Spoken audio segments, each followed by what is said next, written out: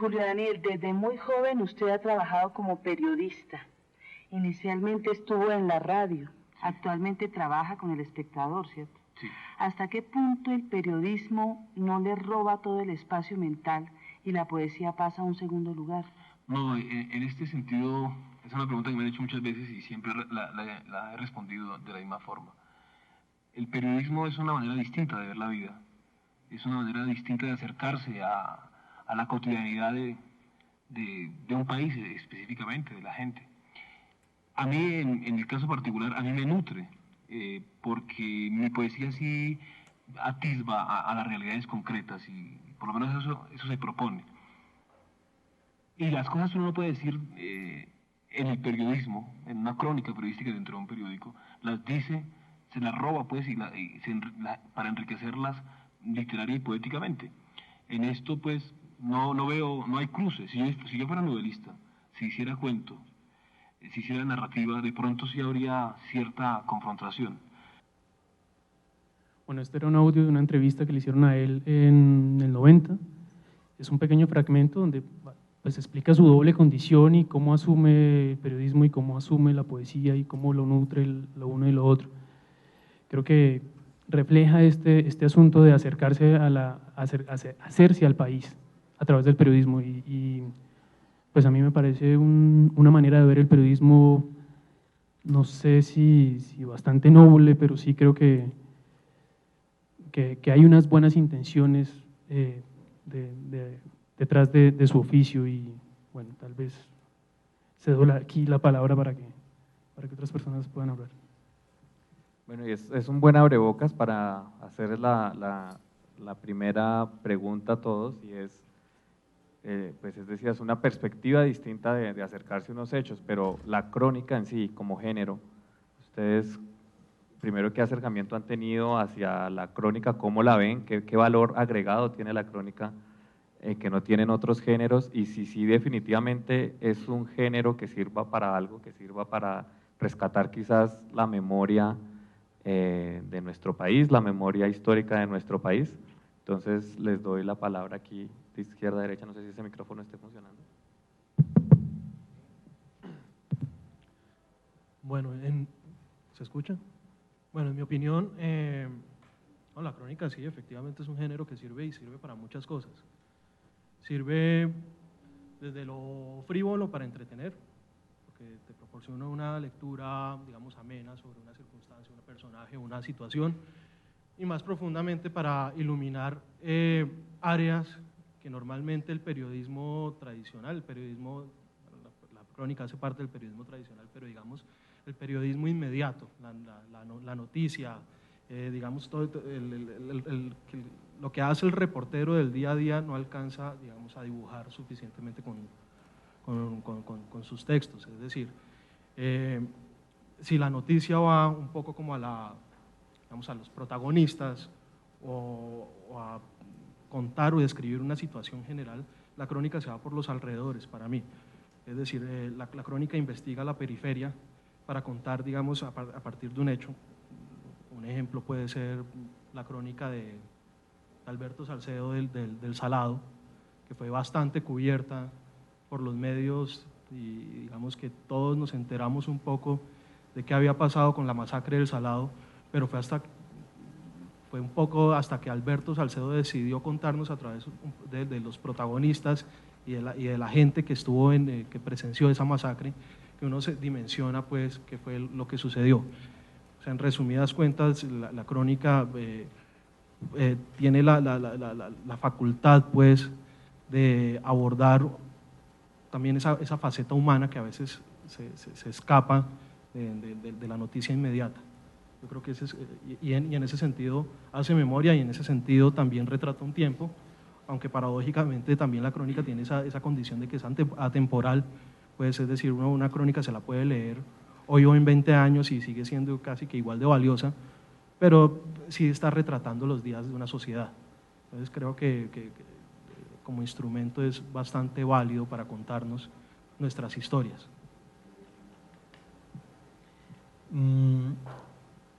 Yo creo que antes de discutir si la crónica sirve para hacer memoria histórica o no. Yo creo que lo primero que uno tiene que preguntarse como periodista o como profesor de periodismo o como aficionado a las crónicas es ¿quién lee crónicas en este país? Yo creo que es una gran minoría. Las crónicas las buenas crónicas uno las puede encontrar en muy pocos periódicos, alguna que otra vez en un domingo en El Tiempo. Tal vez la última buena crónica que leí en El Tiempo fue la de Iván René Valenciano, en Soho en algunas oportunidades, Malpensante, Arcadia a veces, Don Juan menos veces, y ya. Ahora, ¿quién lee esas revistas? ¿Quién lee el periódico? En internet uno lo puede encontrar, pero la pregunta es ¿quién se pone a buscar crónicas en internet? Y un ejemplo claro es lo que sucede en los grandes medios, en semana.com o en elespectador.com. ¿Cuál fue la última gran crónica que leímos en .com? Ahora ellos lo que están buscando, que es un poco y entendible, pues no entro aquí a discutirlo, es lo que generó quién y qué. Es grandes titulares con un párrafo de información.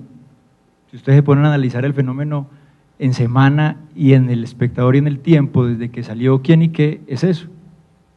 Es grandes titulares con, qué sé yo, 2 párrafos máximo, a veces Semana le da más. Entonces el espacio para la crónica es reducido y creo que es más reducido aún las personas que leen crónicas.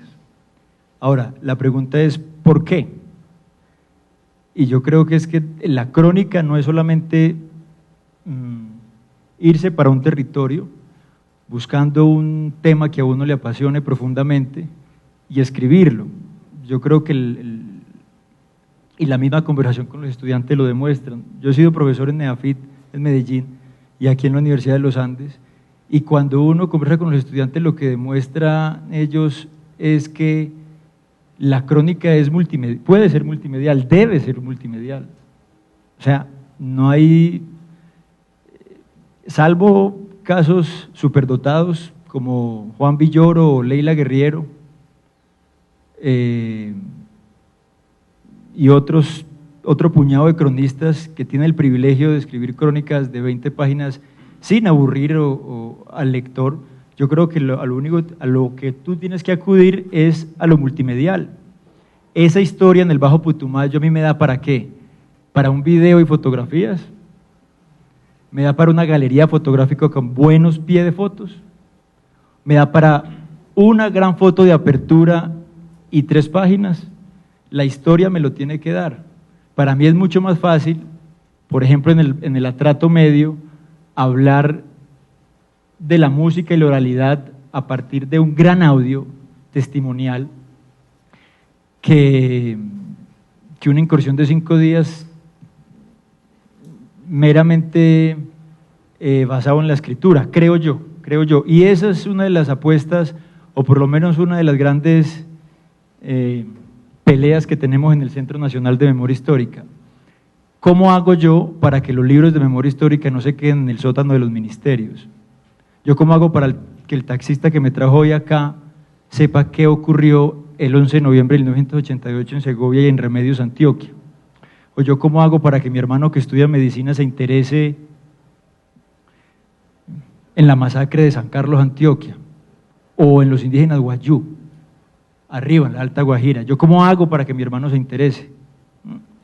Bueno, yo le puedo dar un documental de 1 hora, o le puedo hacer una revista con historietas, con testimonios, con perfiles, con reportaje gráfico. O sea, yo tengo que acudir a todas las herramientas posibles para que la gente entienda por qué nos estamos matando desde hace tantos años en este país. Llevamos 4 generaciones en guerra. Mi abuelo, mi papá, yo, y si yo tuviera hijos, mis hijos. No hemos conocido un solo día de paz. Eso crea un chip diferente en la cabeza de los colombianos, un chip diferente. Esto es normal. Los muertos pasaron a ser meras cifras notariales. ¿Quiénes son? ¿Cuántos muertos que están reclamando tierra lleva este país desde la ley de víctimas? 70 y pico. Y sabemos que todas las semanas tenemos noticias de esos personajes. ¿Y sabemos quiénes son? No. ¿Por qué? Porque pasan a ser meras cifras notariales. Pero ¿qué tierras estaban reclamando? ¿A qué huelen qué cultivaban en esas tierras? ¿Dónde está la familia? ¿Quién está hoy en esas tierras? Eso no lo sabemos. Eso no lo sabemos. ¿Y cómo lo podemos retratar? Con crónicas, con historietas. Yo soy aficionado a los cómics y yo creo que esa es una herramienta fabulosa para contar lo que nos está pasando. Ahora, no en todos los casos funciona. Puede funcionar en La Rochela, pero no va a funcionar, qué sé yo, en el Tigre Putumayo. Allá funciona más la radionovela. Entonces yo creo, como respondiendo a la pregunta de David, que lo primero que hay que preguntarse es si los que estamos escribiendo crónicas o somos apasionados por las crónicas, lo estamos haciendo bien. Estamos tratando de cautivar más y más lectores o televidentes u oyentes. Pues Mauricio dice algo bien interesante que me gustaría oír qué postura tiene Cristian. Es siendo un cronista, pues que el lenguaje escrito, me imagino, está por encima de cualquier otro lenguaje. ¿Cómo ve usted eso de la posibilidad de hacer una crónica multimedial, ¿sí?, que maneje distintos lenguajes, si sí existe tal cosa? Y también mencionaba Mauricio que hay muchísimas revistas donde se están publicando la crónica, pero sí, lo que sale en esas revistas es definitivamente crónica. Ahora yo he sentido también que hay como una ola de cronistas, no todos buenos, y que han habido crónicas que no necesariamente son crónicas. O sea, ¿cómo podríamos definir los límites, si sí los hay, del género de la crónica? Bueno, pues yo creo que, pues a mí me parece que está bien todo, ¿no? O sea, lo que dice Mauricio, pues está bien, es una propuesta para ampliar los lenguajes y para ampliar, sobre todo, auditorios, para sobre todo ampliar auditorios. Pero también el que se quiera dedicar solo al lenguaje está bienvenido. O sea, de hecho, la idea es como tratar de abarcar la realidad o tratar de representar la realidad o hacer, sí, como una recreación de esas realidades tan duras que nos ha tocado, o no duras, porque también cabe la posibilidad de la paz en un país que ha tenido 60 años en guerra, también cabe la paz debajo de. Yo, por ejemplo, no tengo ningún amigo que haya matado a nadie, o sea, y tengo 50 años. Así está la baraja. Entonces, debajo de todas esas balas también había un país en paz que queremos como que ocultar, porque por obvias razones los muertos son más dramáticos que los vivos. Entonces, es muy difícil registrar la paz porque la paz no es mediática.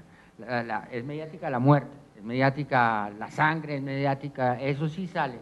Entonces, el gran reto de los cronistas también está en cómo hacemos para vindicar la vida desde el lenguaje.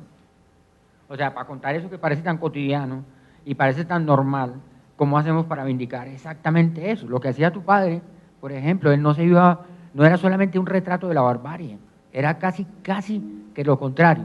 En lugares donde había habido barbarie eran retratos de la vida misma, de lo que quedaba, y era la vindicación de los vivos, que es una cosa bien distinta. Yo creo que ustedes también, que han viajado tanto por todo el país, se encuentran con periodistas extranjeros que todos están acá como chulos, esperando el muerto para ir a reportearlo a CNN o a cualquier.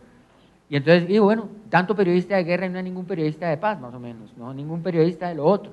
Entonces a mí me parece que están bien, nosotros ampliamos los lenguajes en vez de reducirlos. ¿Sabe? La propuesta de Mauricio me parece magnífica porque amplía públicos y la idea es que todo el mundo se entere y además que ustedes también tengan herramientas diferentes para contar esta realidad que les va a tocar en suerte cuando se vayan afuera. Entonces sí el cómic, sí las grabaciones, sí las instalaciones, sí las revistas multimedia, sí todo, pero también sí el lenguaje por el lenguaje, también la crónica, también la literatura. La crónica de alguna manera es un género literario, como toda literatura no sirve para un carajo y sirve para todo. O sea, claro, ¿qué haces tú cuando te lees una novela bacanísima? ¿Qué estás haciendo? Hay muchas mamás que lo ven a uno leyendo y le dicen, oye, ¿por qué no te pones a hacer algo? Porque parece que leer no significa nada, y resulta que uno está entrando a unos mundos fantásticos también allá. O las personas que escriben aquí se van a tener que enfrentar con que los vecinos, todo el mundo le diga, oye, ¿y usted a qué horas trabaja? Cuando usted está escribiendo y eso no parece ser un trabajo. Entonces, bueno, ampliar los lenguajes. La literatura también sirve para muchas cosas. O sea, sirve para todo y para nada. La crónica sirve para muchas cosas. Yo creo que hay que darle como la bienvenida a todas las posibilidades y que se amplíe la paleta de posibilidades para representar la realidad, en vez de reducirla, ampliarla.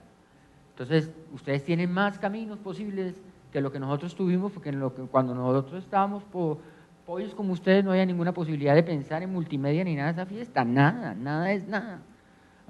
Entonces ahora ustedes tienen pues eso, más la crónica, la contundencia del lenguaje.